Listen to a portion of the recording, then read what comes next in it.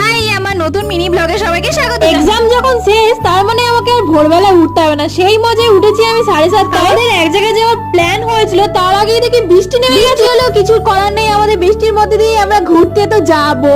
রওনা তো আমরা দিয়ে দিয়েছি, কিন্তু কখন এই বৃষ্টির মধ্যে কিভাবে পৌঁছাবো সেটা আমরা বলতে পারছি না। তবে এই বৃষ্টি ফিল নিয়ে বাইরে বেরোতে কিন্তু বেশ মজাই লাগে। আমি মুখ চোখ বেঁকিয়ে তোমাদের এটা বলতে যাচ্ছিলাম, দেখো কি জোরে বৃষ্টি পড়ছে। আমরা রওনা দিয়েছি বাবার এক বন্ধুর বাড়ি যাওয়ার জন্য। প্ল্যানটা আমরা হয়তো ক্যান্সেল করতেই পারতাম এই বৃষ্টির মধ্যে না বেরিয়ে। কিন্তু অনেক কিছু প্রবলেম কাটিয়ে বাবা ফাইনালি অফিস থেকে ছুটি পেয়েছে, সেই জন্য আমরা ঠিক করেছি না যখন ছুটি নেওয়াই হয়েছে যাবোই। তারপর আমরা পৌঁছে বেশিক্ষণ না কাটিয়ে খাওয়া দাওয়া করে বেরিয়ে পড়েছি একটু শপিং করার উদ্দেশ্যে। শপিং মলে গিয়ে তোমার কিছু পছন্দ হলে সেটা যদি দেখ খুব দাম, তাহলে তুমি সেটা পরে ফটো তো তুলে নিতেই পারো, তাই না? এটা কিন্তু আমি করেই থাকি। তোমরা কি কি করো একটু কমেন্টে জানিও। চলো, আমাদের মোটামুটি বাজার করা হয়ে গেছে, এবার বাড়ি ফেরা যাক। আর চারজন একসাথে বেরোলে আমরা দাদাকে ড্রাইভার হিসেবে সাজেস্ট করি। চলো এবার বাড়ি ফেরা যাক এই বৃষ্টিকে সাথে নিয়েই।